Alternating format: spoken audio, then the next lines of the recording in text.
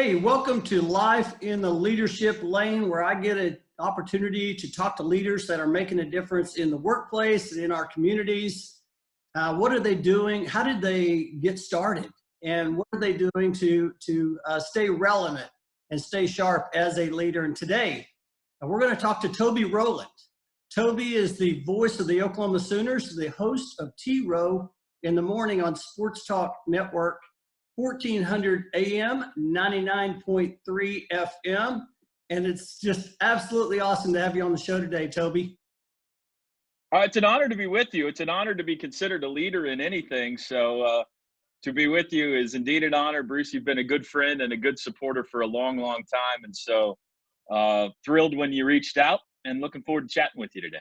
Well, I'm excited, and I have a lot that we're going to get in today. This is going to be a lot of fun, talking leadership, talking Sooners sports. But before that, we're actually recording this May of 2020. And of course, with the COVID-19, the coronavirus pandemics, the sports world has absolutely been put on hold. And you would think a broadcaster would right now be thinking, well, what am I going to do? But if you follow Toby Rowland on social media, you'll see he is staying so busy, actually doing some play-by-play call on personal videos. And I just wanted to kind of start off with that. I thought, very entertaining.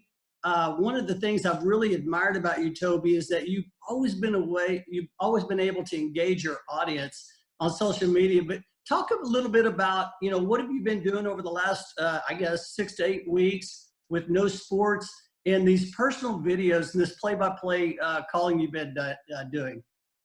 I'm glad you enjoyed it. We've had a lot of fun, and hopefully people will continue to send them to us. But, it's been, I think we're right around the 8-week mark right now since sports shut down, since the night that Rudy Gobert tested positive.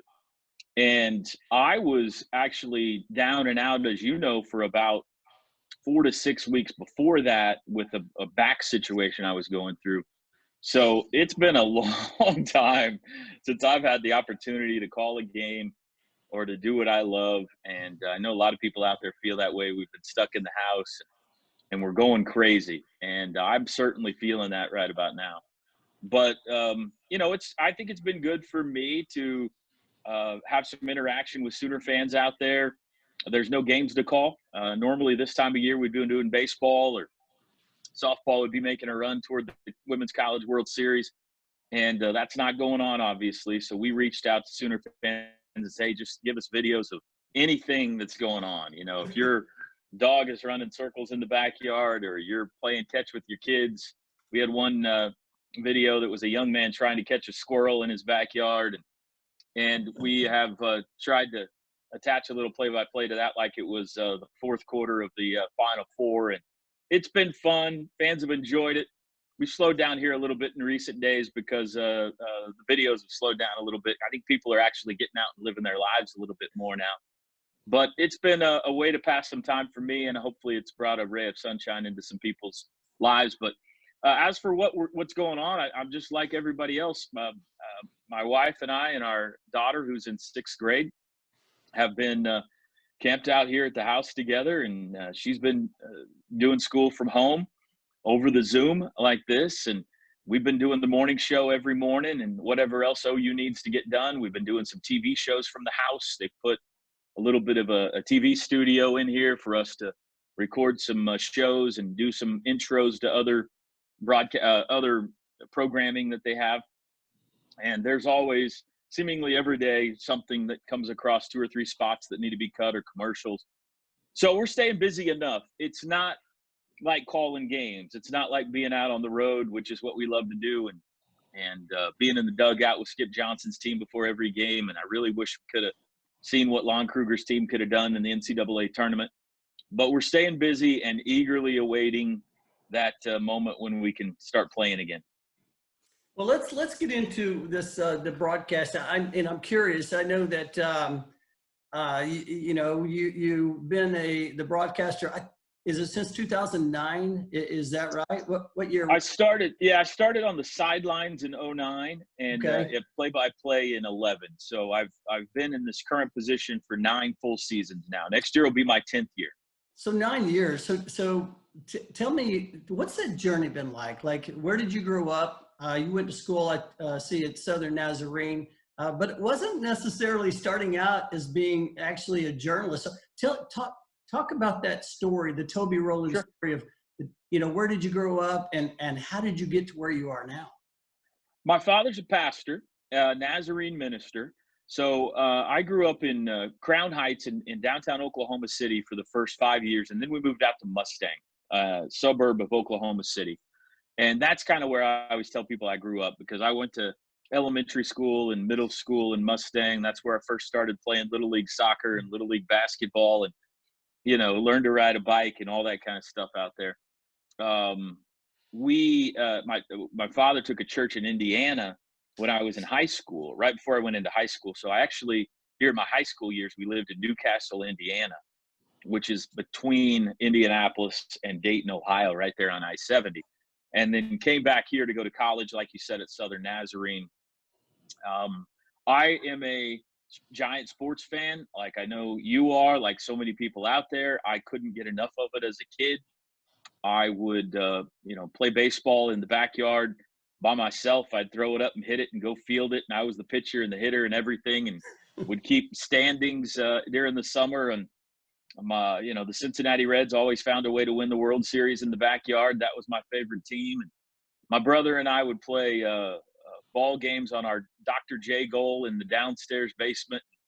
We'd play entire 64-team NCAA tournaments and kill each other, and played football. I played football in the backyard, and I would listen to John Brooks, as he would call OU football games, the voice of the Sooners back then during that era. And I would act out the games as he was calling it on a Saturday afternoon. And not many games were on television back in those days. So we'd, listen. And then the rest of the evening, I would act like I was John Brooks, and I'd call out the plays, and I would act like I'm Billy Sims or whoever it might be.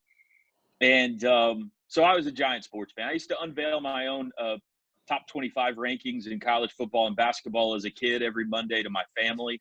And OU was always ranked number one. Didn't matter if they had 5 losses. They were the number 1 ranked team in the nation. So I couldn't get enough of it. Collected baseball cards, all that kind of stuff. Well, I was a sophomore at Southern Nazarene, an accounting major. I was, how when you're trying to figure out what to do for the rest of your life, and you got to pick something. And I was pretty good at math, and so I decided to go into accounting. It was fine, but I wasn't loving it. And it got to that point where you start to realize, man, is this really what I want to do for the rest of my life? No offense if there's any accountants out there living. That's the conversation I was having in my head. And my dad said to me, what would be your dream job? And God's honest truth, I said the greatest job anybody could have would be to be the play-by-play voice for the Oklahoma Sooners. It was my favorite team. And to be the play-by-play voice of anything would be amazing.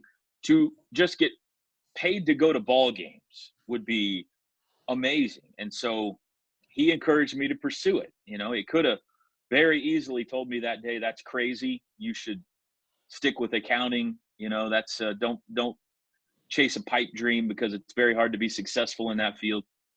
He didn't do that. He encouraged me. And so I changed my major and started pursuing a broadcast journalism degree. Got an internship my senior year at Channel 9, KWTV in Oklahoma City. That ended up landing a job a few years later where I worked for about 10 years. Immediately out of college, though, I was the sports information director at SNU, and learned how to call ball games that way. We had a great man at SNU, a business professor named Larry Mills, who was the play-by-play voice at SNU. And he knew what I wanted to do, and he taught me how to do it, and turned the reins over to me at one point and let me start being the basketball voice. And fortunately, we started a football program while I was there, and so I had to learn how to call football games. We started a baseball program while I was there, so I had to learn how to call baseball games. And it was a one-man show, and not very many people were listening, but it was a great way to learn how to do it, because I had to set up the equipment. I had to keep my own stats. I didn't have a color analyst. I didn't have an engineer. It was literally a one-man show, and sometimes you felt like you were just broadcasting to the players' moms and dads that were listening on the internet around the country. But that paid off a few years later when OU called. It was bumpy. I got a call in '07 when the Thunder came to town, and they asked if I would be their sideline reporter. And it was extremely exciting. You know, I was working nights at Channel 9, and we love that job, but it's hard if you've got a small family. I had two small boys at home at the time, and was missing a lot of ball games and bedtimes and homework and all that kind of stuff. And so this opportunity came along with the Thunder, and we thought, well, here's our big break we've been waiting for. We're gonna, you know, the NBA is coming to town. That's a big deal, and we're gonna get to travel the world with the NBA. And that fell apart at the last second. We were on our way to sign the contract, and the rug got pulled out from under us. So we were devastated and thought we had missed our big break. But 2 years later, Oklahoma called and brought us onto the team as the sideline reporter there. And I thought, you know, this is, you know, heaven. It's not the play-by-play job, but are you kidding me? I'm working with Bob Berry and Merv Johnson, and I'm a part of the OU broadcast team. And I was tickled pink. I mean, I was getting to, you know, go to OU games on the road and interview Bob Stoops on the sidelines, and it was a great gig. It's really cool to be down on the field and in the middle of the action.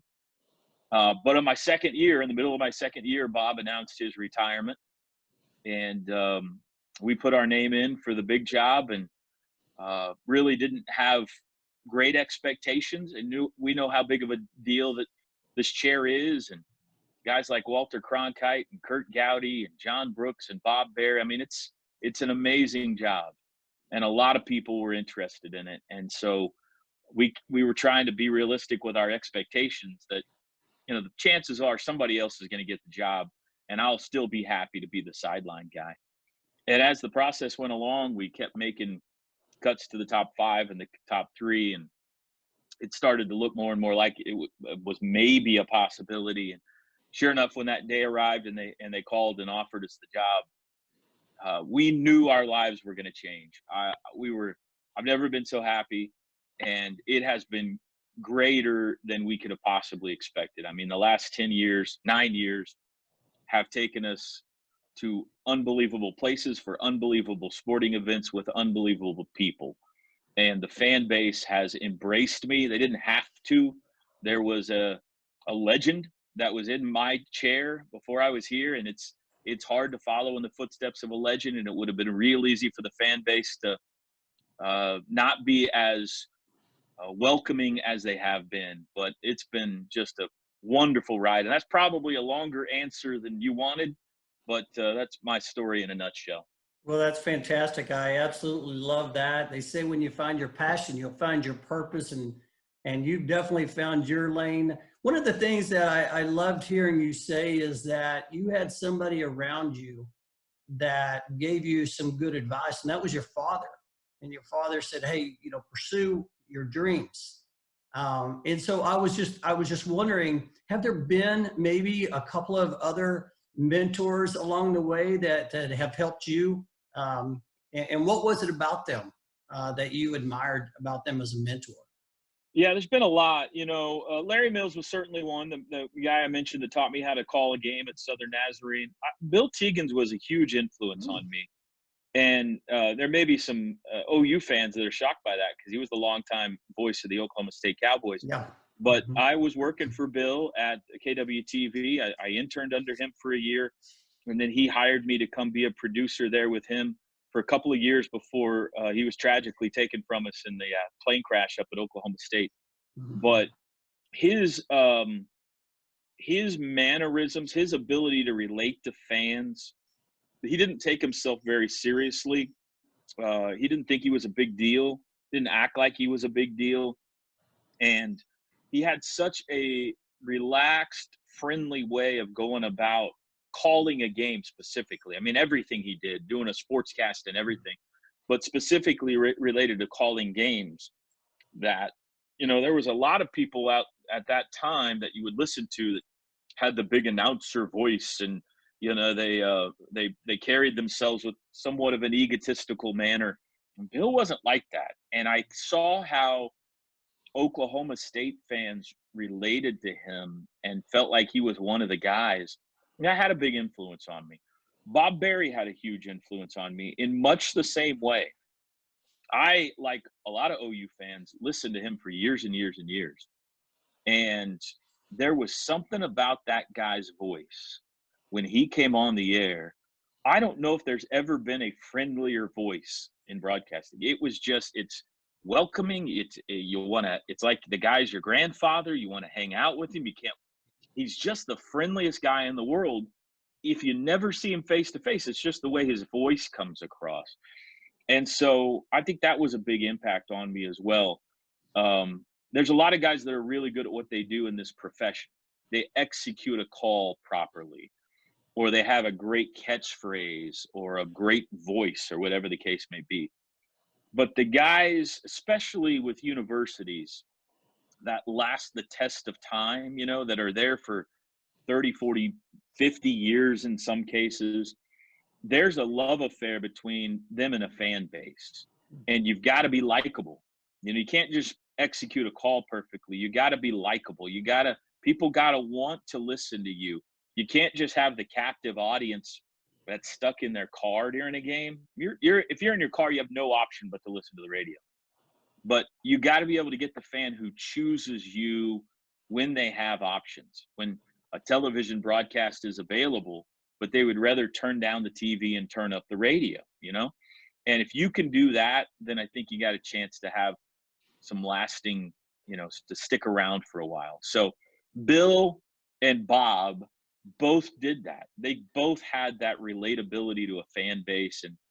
And so I think I don't know if I've come anywhere close to that, but I think it has been a big influence on me wanting to embrace that style.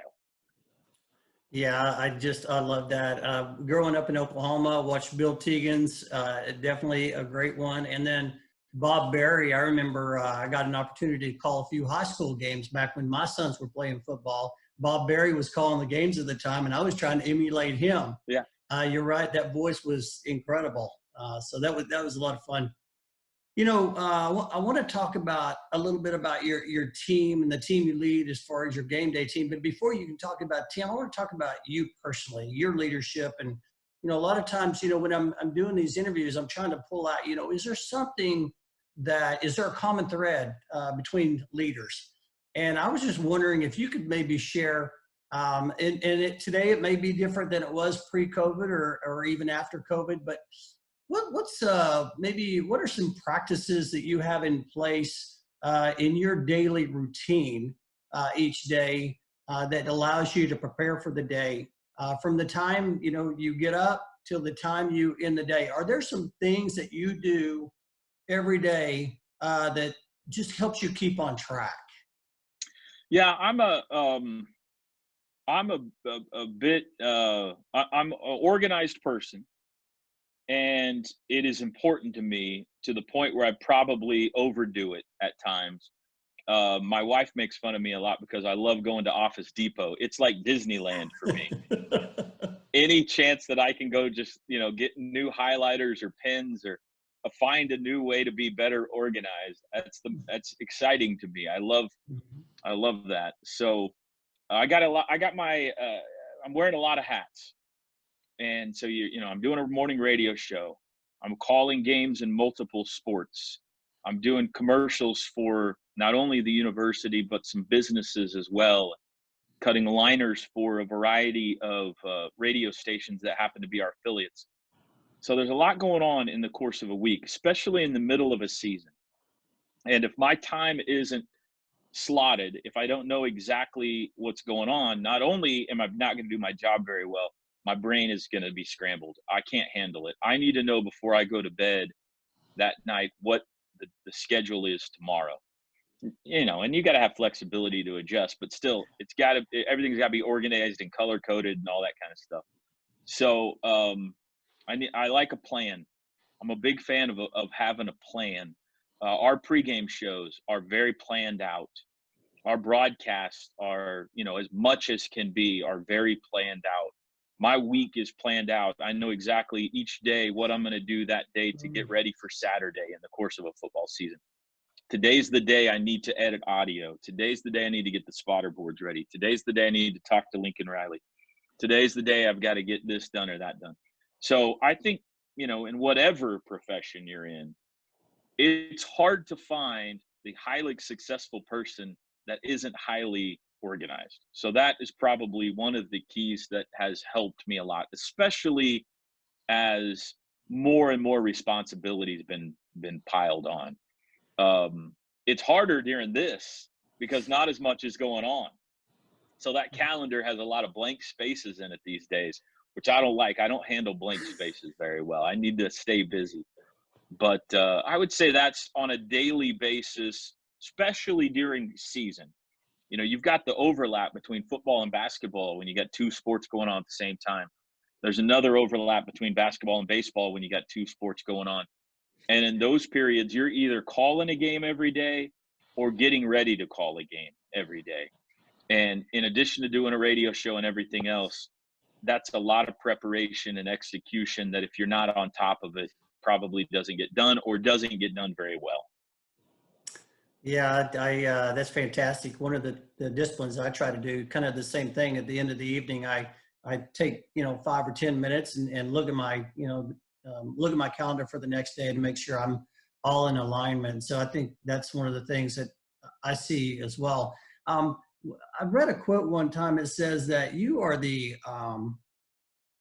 something around the average of the 5 people that you surround yourself with. I think Jim Rome might have had a quote, something like that. But I was just thinking about some of the leaders that you have had a chance to be around.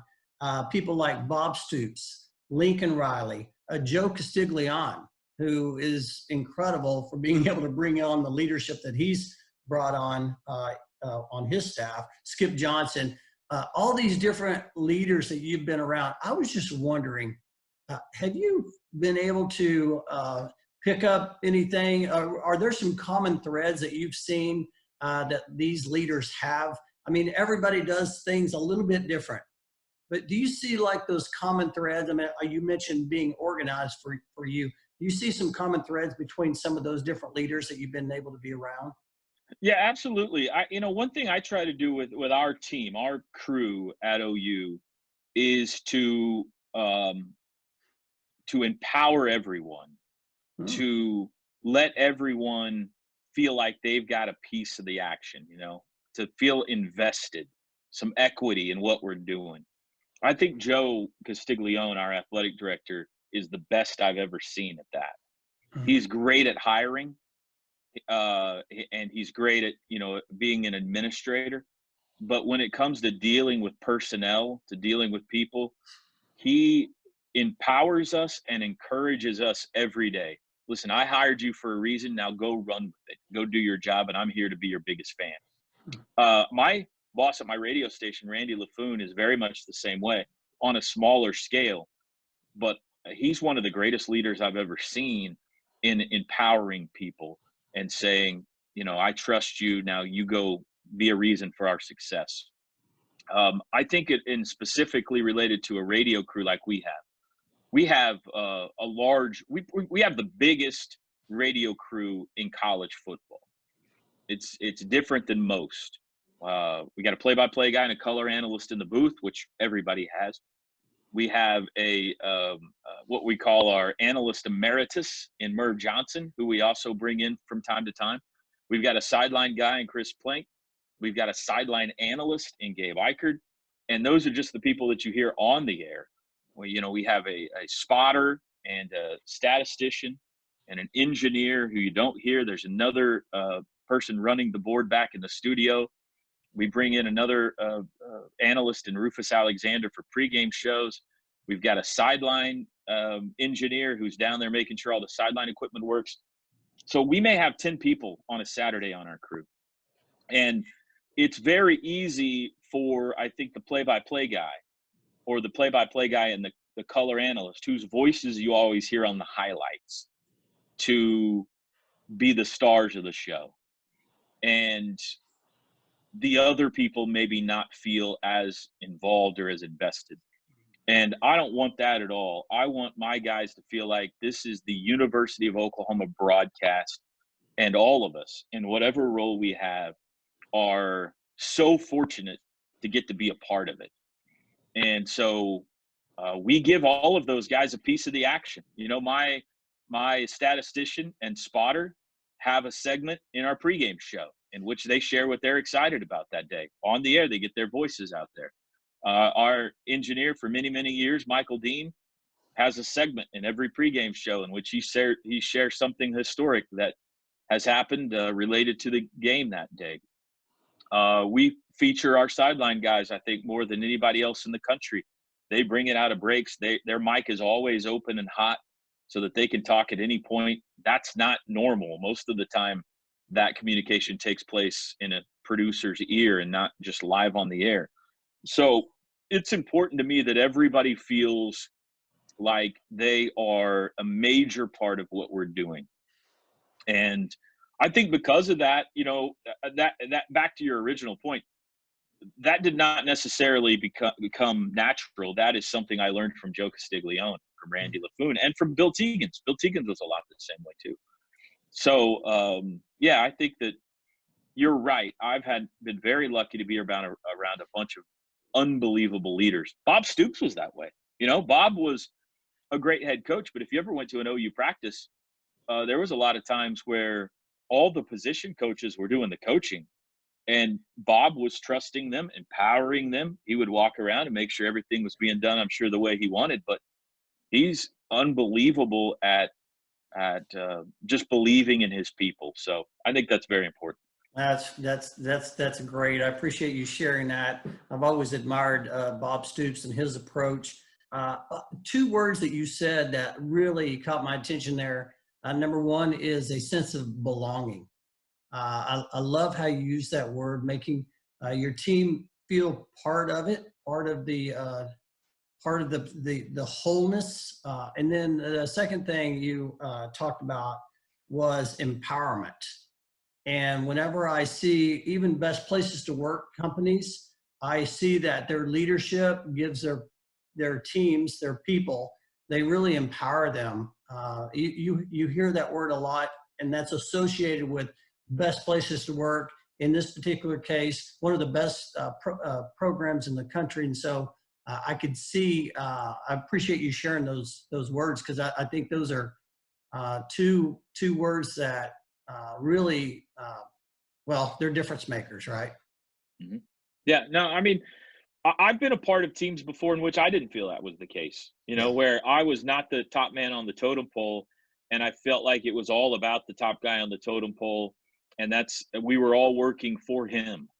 And it's hard to be motivated to the fullest extent of your talent when you feel like everything you're doing is for somebody else, that you don't see some benefit out of it. And we're all, you know, we got families, we've got career aspirations. And I think the other thing is we all like to feel like we're a part of a successful team, you know, whether it's a sport or whether it's a business team, or in my case, a broadcast team. We're competitive. You know, as far as we're concerned, when we go into a stadium on a Saturday night, regardless of what happens on the football field, I mean, we want OU to win. But regardless of that, we want to win the broadcast that night.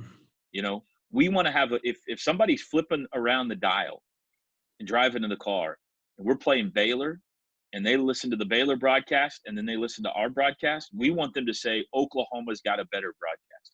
If they're watching TV and then they turn down the TV and turn up the radio, we want them to say that's a better broadcast. I choose that.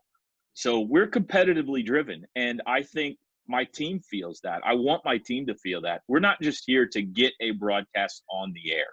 You know, we're just not here so people know what the score was. We're here to do the best broadcast in America. It's the same charge that Lincoln Riley has. It's the same charge that Lon Kruger has.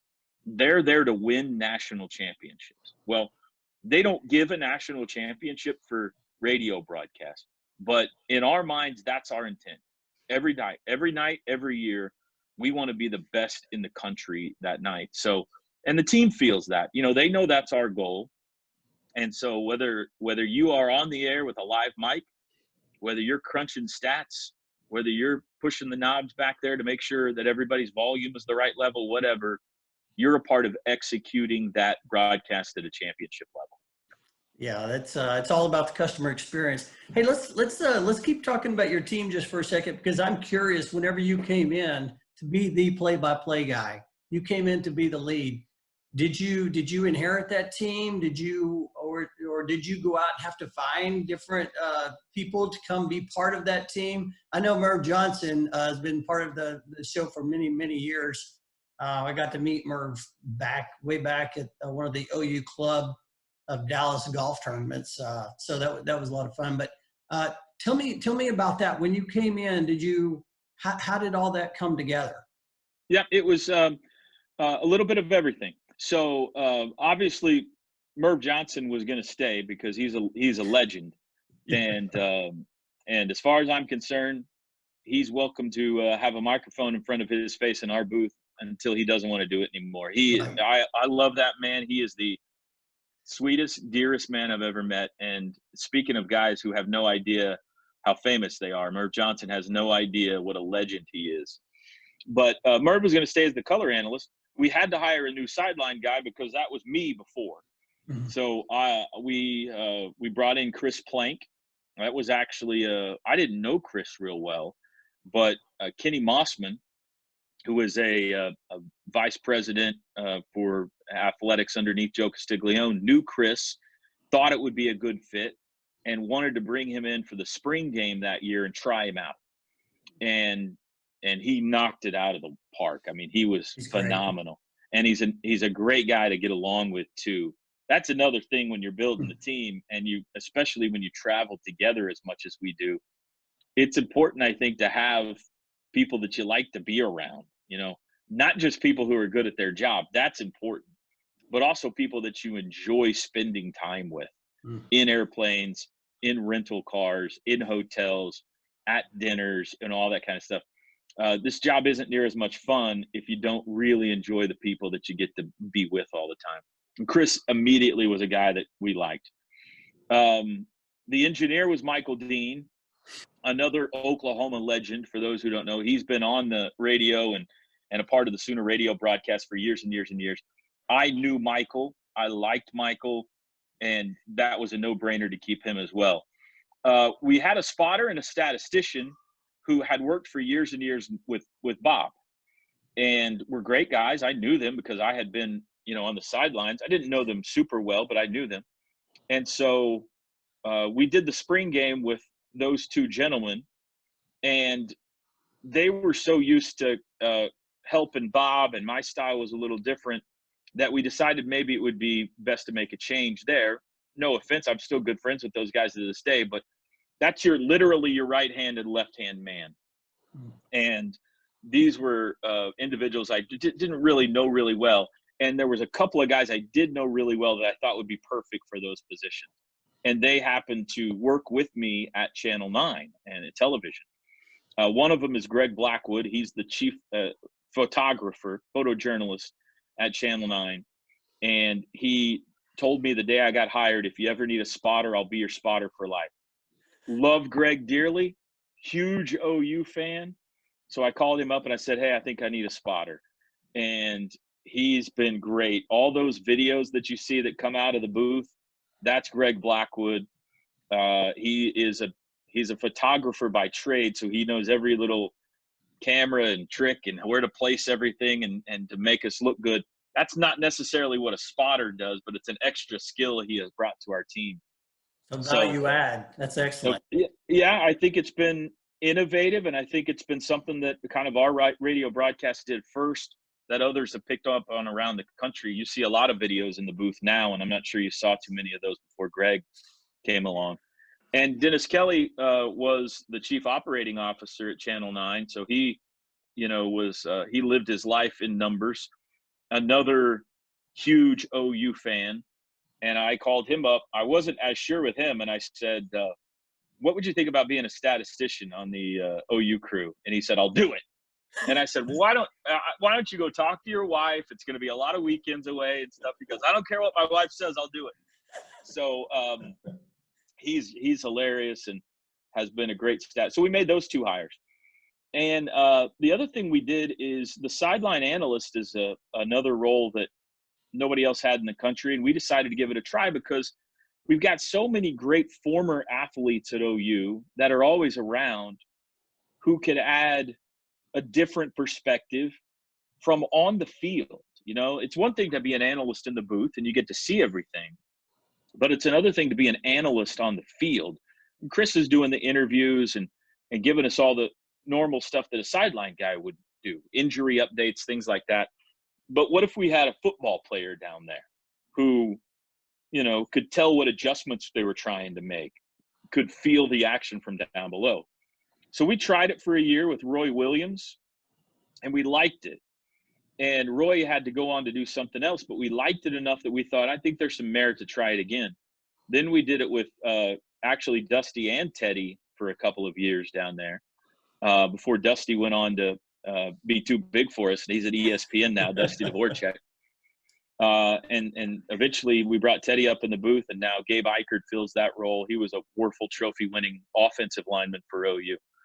So that was another hire that we made that was innovative and made our crew bigger, but I think it really added something to the broadcast, so much so that we've kept it now for 9+ years. So yeah, a little of both. There was the core of the team that we wanted to keep in place. There were a couple of places where it felt like maybe I could be more comfortable if a couple of changes were made, and then some. You know, we added to the team a little bit by bringing in a new position. So a little bit of everything. Yeah, I love that. As a matter of fact, you hear companies talk a lot about culture. And, you know, of course, OU has a culture, a winning tradition. But then within that, you have the broadcast, your crew. You're trying to build a culture yourself. And just being able to surround yourself by the right people allows you to do that. That's great. That's great. So, you know, I wanted to, you know, ask you just to just kind of have some fun here. I'd love to hear maybe a few of your favorites. And I just wanted to maybe start with, you know, maybe some of the favorite places you've been able to go to as a broadcast crew with the Sooners. I mean, there's a lot, I know, but maybe share a few places that you've enjoyed traveling to during your last 9 years. Yeah, it's really amazing. 9 years isn't very long, but the number of amazing places we've been. You know, we've been to the Bahamas, we've been to Hawaii.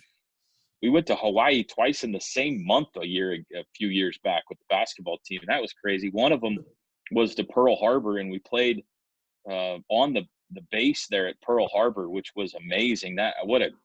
In front of some Pearl Harbor survivors were in attendance to see the game, and that was one of my favorites for sure. I'm a bit of a romantic, and you know, we've had some great road trips. Tennessee, Florida State. We've been to Miami. Where did we go? Ohio State was an amazing night. But for me, I think the most fun for a football that we've had on the road was when we went to Notre Dame.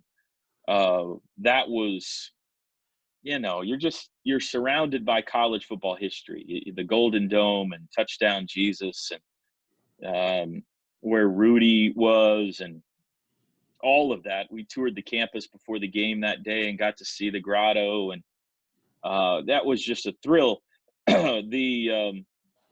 We sat in the booth before the game started and chatted forever with the Notre Dame broadcast crew. And what a thrill that was, just to get to listen to them tell stories. And then you see the uniforms on the field. You got Oklahoma and Notre Dame, for Pete's sake. I mean, you just feel like you're in college football heaven. Plus we won. That always helps it's always more fun when you walk away a winner than a loser. So I would say of the places we've been, now I should have thrown in bowl games. You know, they've been to the Rose Bowl and the Sugar Bowl and the Orange Bowl and Cotton Bowl and everything. So those are always great. I mean, bowl trips are great. But just as far as a historic college football fan and a romantic, the day that we got to go to South Bend, I think, is probably my favorite. I'll give you a basketball one that's kind of off the beaten path a little bit, but We've also had the opportunity to go some cool places in basketball. I mentioned Pearl Harbor. They played in the Final Four, obviously. That didn't go well, but we got to the Final Four. But the year that they opened the NCAA tournament in Philadelphia, they practice. Each team is assigned a practice site. So a lot of times that'll be a local university, maybe even a local high school, whatever the case may be. Our practice site was the Palestra. And that was really cool to get to be in one of the historic, old small venues where it's just seeping with college basketball history. I like those places. I'm begging them to schedule a road game with Butler. I would really like to call a game at Hinkle Fieldhouse where they shot Hoosiers. I like the old places. We got to play in Madison Square Garden a couple of years ago against Notre Dame. OU played a special game. Goosebump City. I mean, those are the kind of places that really speak to me. So, but there's been a lot. We've been really lucky. Fortunately, OU is the kind of place where they play big time games in big time venues. And that's another thing that I try to remind my crew of all the time is, listen, not everybody gets to do this. Not everybody is in a college football playoff every year, seemingly. We need to really enjoy this because who knows? I mean, who knows what the future holds? And when we go to these Big 12 gatherings with other broadcasters from around the conference and stuff, they're always so jealous of the things that we get to do at OU because it's a big-time university that plays big-time games on big-time stages, and to get to call those is a real treat. Yeah, man, I tell you. And then I think I got Air Force coming up this year. Army. Yeah, that'd be special as well if we get to play. How about I was mentioning when you were mentioning those, my mind quickly went back to the even though it didn't turn out as good as what we wanted, the Rose Bowl a few years back was absolutely incredible for me. But I wrote a book, published it in 2017, called Find Your Lane, and in that book I talk about faith. And I was sharing when me and my son got to go to the Big 12 championship when we didn't think we were going to go. Paul Thompson was a quarterback. That was when Texas got upset the last game by A&M. And next thing you know, my son bought me and him 2 tickets to the Big 12 championship game. And of course, the story was around faith because it was snowing. I'm like, well, how are we going to get there? There's no hotels, and he's sitting there thinking, but Dad, I got these tickets. Anyway, long story short, it was incredible. And so it's a lot of fun to reflect on those times.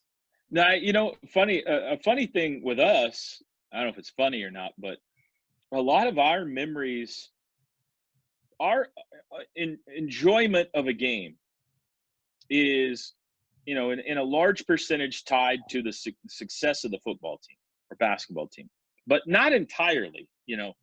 There have been a lot of nights when OU's won and I've come home miserable because we had a bad broadcast. Or there's been nights when OU's lost in sports and the broadcast went really well. And that's your livelihood. That's your profession. It could be that you had to execute something that was a bad play for the home team, but you did it properly and you did it in a professional manner, or the post-game interview went really well, or whatever the case may be. And I've left happy. And then I have to, before I engage with fans, I have to kind of do all right, don't be giddy because, you lost it. I have to remind myself because you get so caught up in the broadcast. And some of it has to do with our accommodations. I'm talking about the booth. So the differences in broadcast booths is dramatic, especially for football. There are some that are palatial, like Jerry World. Jerry World's got its own kitchenette. It's got its own bathroom. You could put 50 people in our broadcast booth. And there are some, like the Rose Bowl, that it's hard to get 3 or 4 people in. And so I'm with you. The Rose Bowl was an amazing game. And just being in the Rose Bowl was an amazing sight. And that flyover was the greatest flyover I've ever seen before. But we also came away that night going, oh, this is the worst radio booth. It's hard to get our job done. You know, we can't put coach where he normally is, and the engineers out in the hallway, and we had technical difficulties with getting to Chris down on the field. And so our broadcast wasn't what we hoped. And so that colors a significant percentage of how much we enjoy the game based on whether we feel like we could and were able to do our job properly. Yeah. Let's talk. We got about 10 minutes to go. I would love to touch on a few of it's hard to do this because there's so many greats, but talk about a few players that you've enjoyed watching so far over the course of your career and calling these moments for them. Well, a couple jump to mind.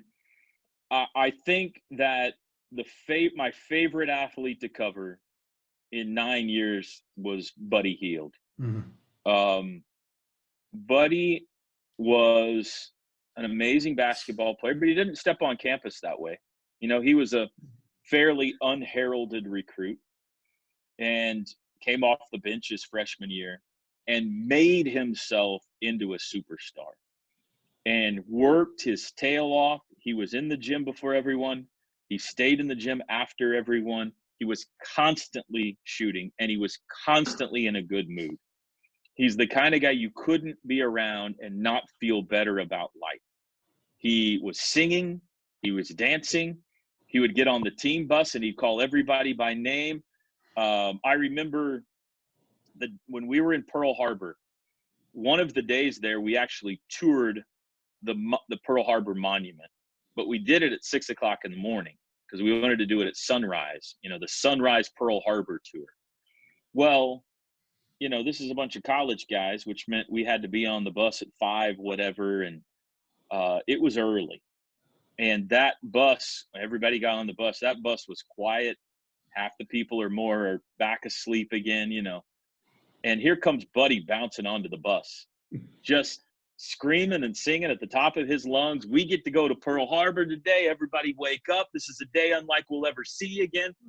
He just had an infectious personality that you loved being around. It's such a joy of a human being. And on top of that, he was a great basketball player. And I'm happy for everyone's success that comes through OU, but I think he made himself into what he is today. I mean, he had some God-given talent, don't get me wrong, but he worked his rear end off to get there. Baker was obviously another one in that same category. There's a lot of similarities there.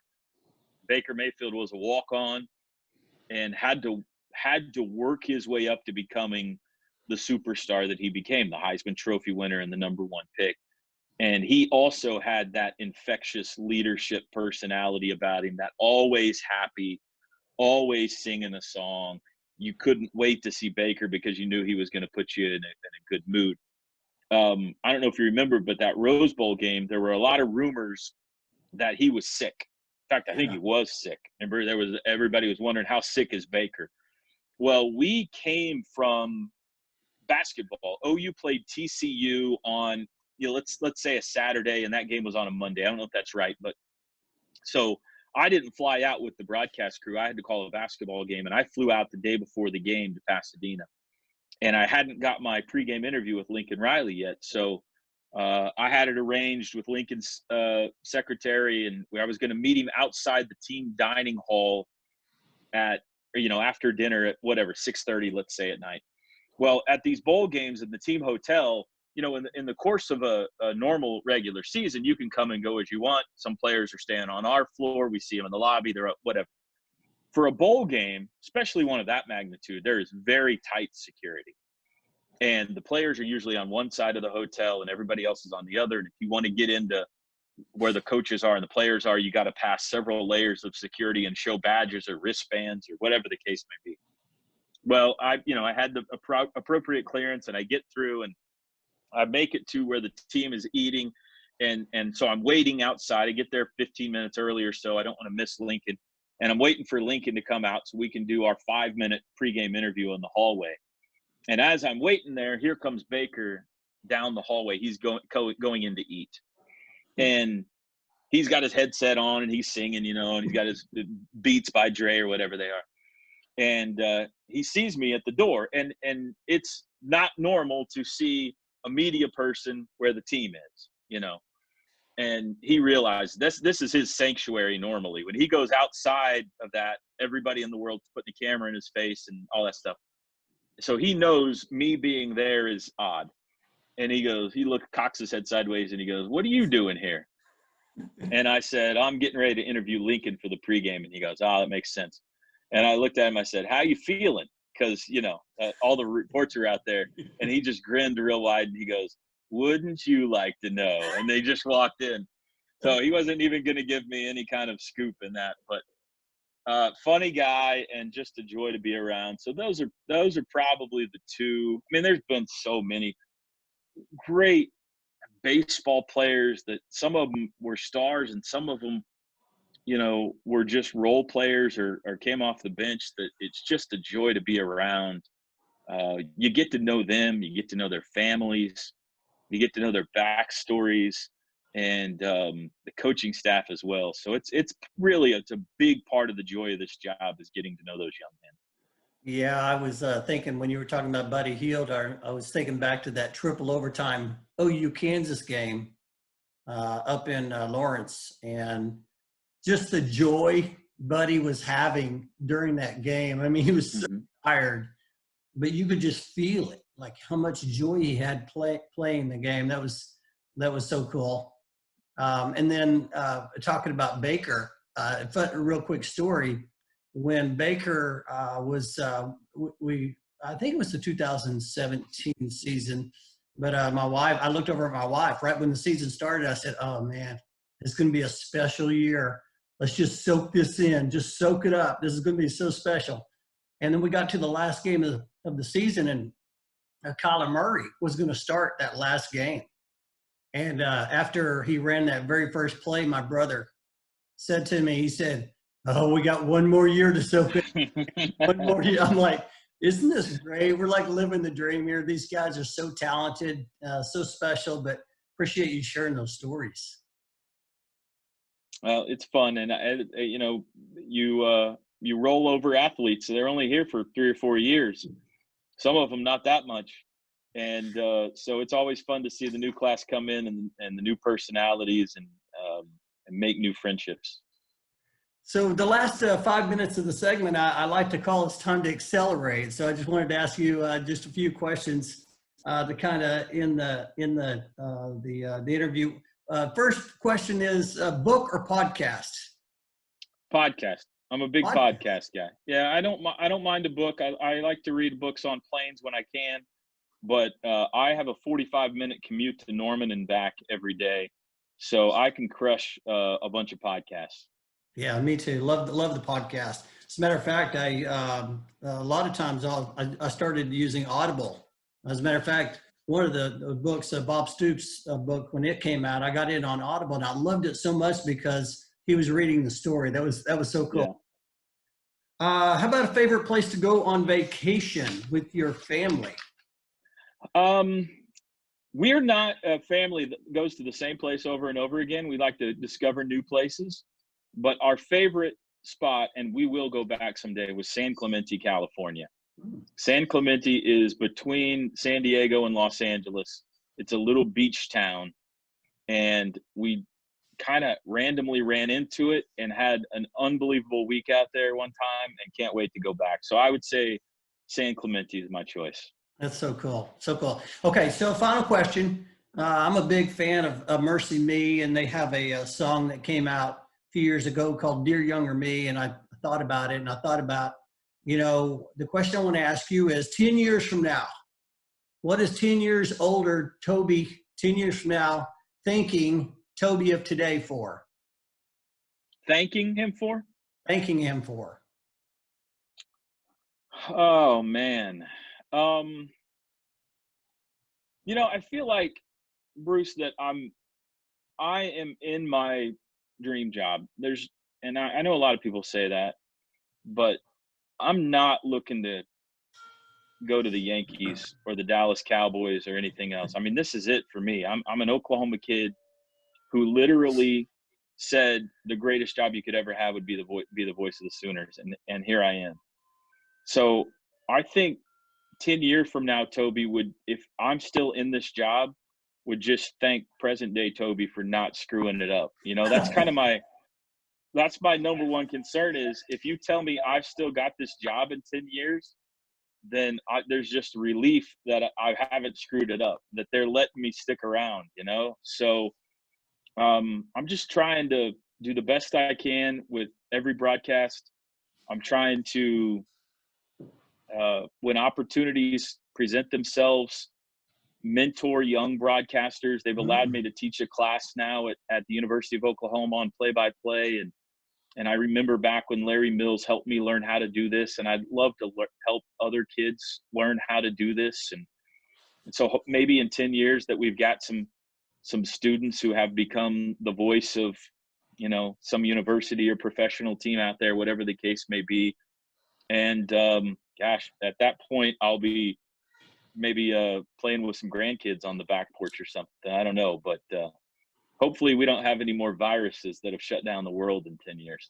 Well, I appreciate you and just the way you engage and really elevate the customer experience through social media and through your different avenues, your radio show.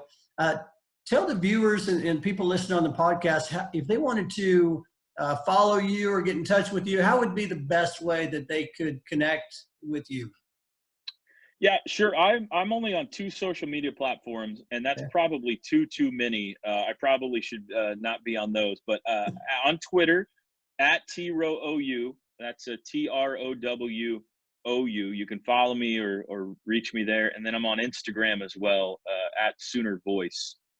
And then if you want to listen to the radio show, that's streaming in a bunch of different ways on the SportsTalk Network. So we love it. We get people listening in from all over the country and sometimes in other countries, and it's fun to interact with them as well. So we welcome them all.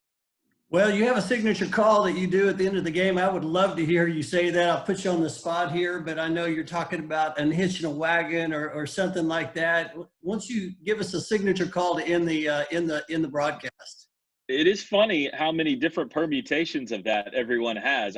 People like to quote it to me all the time, and they're unhitching ponies and hanging wagons, and who knows what they're doing. So we usually say when OU securely got a victory put away, unhitch the wagon and put the ponies in the barn. So I think that means we're at the end of our interview now, right? Toby, I appreciate your time today, and this has been unbelievable. I appreciate you investing time and just sharing your story today.